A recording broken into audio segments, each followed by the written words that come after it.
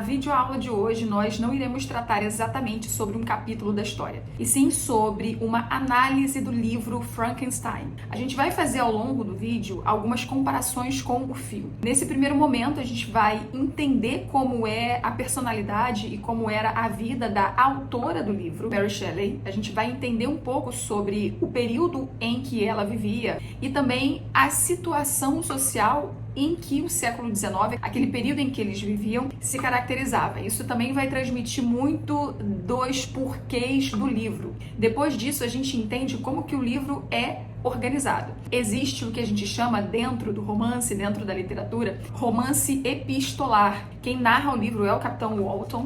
E depois que ele narra o livro que ele está escrevendo uma carta para sua irmã. Então é aquela fofoca interessante. E depois a gente também tem essa visão da história pela experiência do Dr. Frankenstein e também pela experiência da própria criatura, que não tem nome. Depois de um tempo a gente tende a misturar o nome Frankenstein com a figura, com aquela criatura, e não é. Frankenstein é o nome do Dr. Victor Frankenstein. Então, para começar, quem foi a autora de Frankenstein? A escritora do livro foi a britânica Mary Shelley. Ela tinha 18 anos quando ela publicou a primeira edição do livro, em 1818, de forma anônima. Naquele período era muito comum muitas autoras não colocarem o seu nome, e sim pseudônimos. Depois a gente tem uma outra edição com o próprio nome dela, publicada no ano de 1823, e depois a gente vai ter uma outra edição também revisada por ela em 1831. E muitos livros que foram republicados, eles pegam essa versão de 1831. Nesse período acontecia, era muito comum muitas mulheres não colocarem o seu próprio nome por conta de todas as ondas machistas que aconteciam. É importante lembrar também que Mary Shelley veio de uma família de intelectuais, veio de uma família onde ela entendia os movimentos feministas que já aconteciam naquele período do século XIX, do início do século XIX.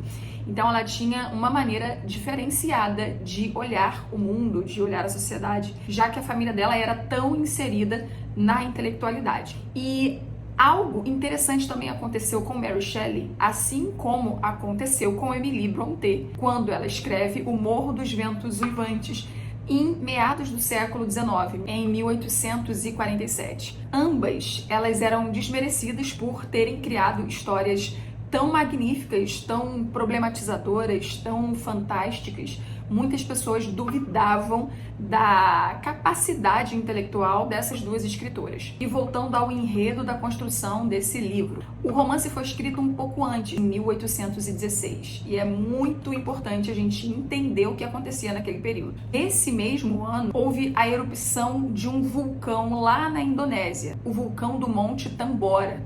E ele foi tão forte que compararam na época com a erupção do Vesúvio, só para vocês terem uma ideia. Essa erupção ela teve impactos fortíssimos no meio ambiente e afetou também o hemisfério norte, fazendo com que a Europa ficasse ainda mais tempo com o sol encoberto. Então, aquele ano, o ano de 1816, ele foi apelidado como o ano sem verão. Muitas pessoas, consequentemente, não saíam de suas casas. Vocês imaginem, a Europa, ela conta com meses de frio. Então, com a mudança climática que afetasse essa dinâmica dos europeus, as pessoas passam a ficar cada vez mais caseiras. Por conta dessa dificuldade de sair de casa, ela e seu noivo, Percy Shelley, eles fazem uma viagem para Genebra, a convite do Lord Byron, que você que gosta de literatura com certeza já ouviu falar. Então eles vão para Genebra, assim como outros amigos intelectuais, e lá naquela paisagem muito propícia para a imaginação, para fantasias, eles decidem fazer um desafio, que é escrever um romance fantástico. Naquele cenário, todas aquelas pessoas passam a criar algumas atividades. As primeiras atividades era ler contos de terror em voz alta para todo mundo. E depois eles criam um desafio, que era escrever uma história de terror bastante forte. E ela não conseguia se inspirar por nada, mesmo naquele ambiente. Até que ela adormece e tem um pesadelo, que era exatamente com aquela criatura mal diagramada, mal desenhada, com aquele rosto amedrontador, e ela diz que aquilo que a aterrorizou também vai aterrorizar outras pessoas. Inicialmente, a ideia era que fosse somente um conto, mas o seu noivo a convence que seja um romance. O livro começa contando a história do pequeno Frankenstein, Dr. Victor Frankenstein, que tem um fascínio por alquimia, ele tem um fascínio por ciências. E um certo dia passa a prestar atenção numa tempestade que acontecia e ele passa também a se interessar por eletricidade. Até que na universidade, estudando ciências, ele tem uma brilhante ideia, que é criar uma vida através de restos humanos. E a ideia inicial do Victor Frankenstein é criar uma vida não perfeita, mas que fosse magnífica, e isso vai imperar bastante do enredo, do desenvolvimento do livro. Durante esse período de decisão, que dura basicamente 2 anos, ele realmente se isola para criar a sua criatura magnífica. Então ele passa a frequentar cemitérios e assim ele consegue achar um tronco de um homem muito grande, e aquele tronco vai servir para a base da criatura, que ele não coloca nome. Isso também faz parte das problematizações da leitura. Ele vai pegando órgão por órgão e vai montando aquele experimento dele. Ele vai fazendo as ligações das artérias, artéria por artéria. Ele demora muito tempo, ele se dedica muito a essa criatura, até que, num determinado momento, a criatura acorda. A fagulha de vida entra na criatura. E quando ele avista e quando ele enxerga essa criatura e ele vê que ela não é magnífica, que ela não tem tanto desenvolvimento como ele entendeu que seria, ele decide largar a criatura no laboratório. E de uma maneira muito inconsequente, ele não entende o que aquilo iria resultar. Obviamente, a criatura acaba fugindo, ela pega um jaleco grande, sai, vai pra vida, depois ela vai se virando, a gente vai falar mais sobre isso. E nesse período que a criatura fugiu, que ela pegou um jaleco e ela foi parar bem longe, ela observa a casinha de uma família francesa e só observando ela consegue aprender alguns hábitos. Ela fica um pouco encantada com aquela família, mas depois a criatura entende que as aparências enganam, até que num determinado momento ele vai mexendo naquele jaleco que ele pegou lá do laboratório e ele vê os diários do Dr. Frankenstein. E ele começa, depois de ter aprendido a ler, enfim, de uma maneira fantástica, inclusive, ele lê todos os relatos do Dr. Victor Frankenstein, que ele era um produto de pessoas mortas. Então ele fica ainda mais indignado. Ele fica ainda mais revoltado, primeiro porque ele foi feito, porque ele foi criado, e depois como que o pai dele, o criador dele, desiste dele mesmo. Por mais que ele soubesse, que ele tivesse aprendido algumas noções com aquela família francesa, ele não tinha o trato social. Então ele consegue entender que seria muito difícil dele se inserir na sociedade. Vejam que problemática, né? E dentro dessa revolta, a criatura resolve voltar para Genebra e ela conhece o irmãozinho de Frankenstein, do Frankenstein, que no romance é uma criancinha, não é aquele adulto que tem uma noiva, a Elizabeth. Então ele entende no romance que aquela criancinha que fala que ele é filho do Frankenstein, ele entende que o pai é o Dr. Victor Frankenstein. Então a confusão foi feita ali. E ele, para se vingar do seu pai, do doutor, ele mata a criancinha. E quem leva a culpa dessa morte é a empregada que foi criada ali dentro daquela família, que é a Justine. Mas o Dr. Victor Frankenstein, ele sabia que tinha sido a criatura, que a Justine ela não teria nenhuma capacidade de fazer aquilo com a criança, já que ela amava a criança. E o que basicamente a criatura desejava? Ela desejava que o doutor construísse uma criatura, uma Eva, para fazer companhia para ele, já que ele entende que ele não vai ser encaixado na sociedade. Então, o Dr. Victor Frankenstein, ele promete que vai fazer essa criatura, ele começa a fazer essa segunda criatura, mas quando ele entende que aquela segunda criatura também seria uma cópia do monstro que ele tinha criado, ele destrói, ele desiste de continuar. e a criatura observa aquilo.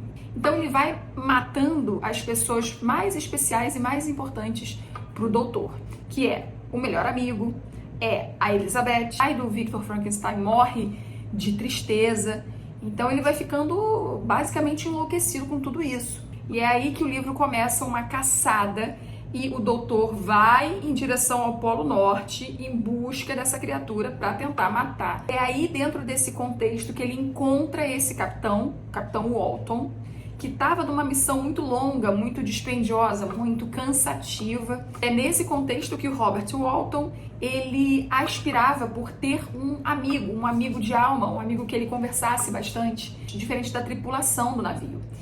E quando ele encontra o Dr. Victor Frankenstein em uma situação muito ruim, ele acolhe esse homem e aí ele começa a escutar essa história narrada pelo doutor. Segura aí. Algo muito interessante também, importante a gente falar sobre a configuração dessa família Frankenstein. O pai Frankenstein, ele se casou com uma órfã que era bem mais jovem do que ele, e isso coincide com aquelas imagens do filme. Essa mulher, ela tem o seu filho, Frankenstein, e um belo dia, fazendo caridade, essa mulher encontra uma bebezinha linda, belíssima, que estava ali à disposição para ser adotada. E ela decide levar essa bebezinha para casa. É a Elizabeth, que é feita pela Mia Goth. Então ela cria aquela criancinha e desde o Victor bem pequeno é transmitido para ele que a Elizabeth seria dele. Algo muito ligado à posse, né, gente? Essa menina aqui é sua. Eles também criaram uma outra menina que é a Justine. E essa definição de quem seria tratada como filha e como agregada, o livro ele não menciona tanto. Mas é evidente que a Elizabeth ela era mais bem tratada do que a Justine, aquela que foi condenada por uma morte que ela não cometeu. E no período em que a criatura mata o melhor amigo do doutor, ele chega a ser preso e ele narra toda aquela história. E o investigador ele vai achar que o doutor tá completamente maluco. Enfim, ele faz um noivado com a Elizabeth e ela percebe que ele tinha um olhar muito perdido, que ele tinha uma angústia dentro dele. E ela pergunta pra ele, ela primeiramente acha que tem uma outra mulher na história, mas ele assegura pra ela que não existe. E que quando eles se casassem na noite de núpcias, ele falaria o motivo pelo qual ele vivia com aquele olhar. Aquele terrível segredo seria revelado. E ela aceita se casar com ele com esse terrível segredo. E antes disso, a criatura avisa pra ele que se ele não fizesse a Eva dele, a companheira, ele também mataria Elizabeth na noite de núpcias. E vocês imaginem o que acontece. Frankenstein casa-se, na noite de núpcias ele deixa Elizabeth sozinha e a criatura mata Elizabeth também. Expliquei um pouquinho dessa conjuntura familiar, certo? Agora vamos voltar pro navio do Capitão Walton. O doutor, ele fica tempos falando aquelas histórias pro Walton. O Walton, ele vai escrevendo cartas pra irmã, narrando essa história. Era tipo uma fofoca mesmo, sabe? Porque a gente tem o Walton contando a história para a irmã, a gente tem o Dr. Victor Frankenstein contando a história da visão dele para o Walton, e depois de um tempo que o doutor ele sofre bastante, ele vem a falecer naquele navio, quem que bate a porta? A criatura, que começa a falar para o Walton, para o capitão, a visão dele, tudo que ele sofreu. E a criatura sofre muito com a morte do seu criador. Na verdade, ele só queria a atenção daquele pai que ele não teve. Então ele se despede da tripulação e diz que vai montar a sua própria pira para se jogar no fogo e morrer. Dessa forma, encerrando a sua existência miserável. Então, obviamente, no filme do Del Toro, a gente tem diversas modificações, começando pelo irmãozinho, que na verdade no filme ele é um homem, e esse irmão do Frankenstein é noivo da Elizabeth. A gente não tem, obviamente, a Justine. A gente tem uma configuração familiar ali no início, quando o Dr. Victor Frankenstein é mais novo, como se fosse muito ruim, mas a convivência era muito amorosa. E todo o filme ele tem essas aquisições fantásticas a mais. E o que a gente pode compreender muito desse filme? A ciência, ela precisa ter um fundamento. A humanidade precisa entender o que está sendo criado. E a gente pode fazer uma comparação com a inteligência artificial. Isso é interessante. O livro, de certa forma, ele é muito aguçador da gente continuar lendo, porque foge das histórias contemporâneas. Eu acredito que os clássicos, eles são muito poderosos, porque eles fazem a gente refletir muito de estar ali lendo. Ai, gente, perdão. Então eu acho que Frankenstein é um dos clássicos que você precisa ler. Eu li esse livro quando eu tinha 12 anos, devia estar no 7º ano, e na escola que eu estudava a gente tinha uma leitura por mês de grandes clássicos internacionais e brasileiros. Era de uma forma mais pocket, menorzinha, mas foi igualmente satisfatório ler esse clássico. Bom, eu espero que vocês tenham gostado dessa leitura dinâmica. A gente vai se encontrar em mais outras oportunidades. Existem outros livros que eu quero muito trabalhar, como por exemplo o Retrato de Dorian Gray. Gosto muito desse clássico. Também o Morro dos Ventos Uivantes. Gosto bastante. Também indico para vocês lerem Em Memórias Póstumas de Brás Cubas, que é interessantíssimo.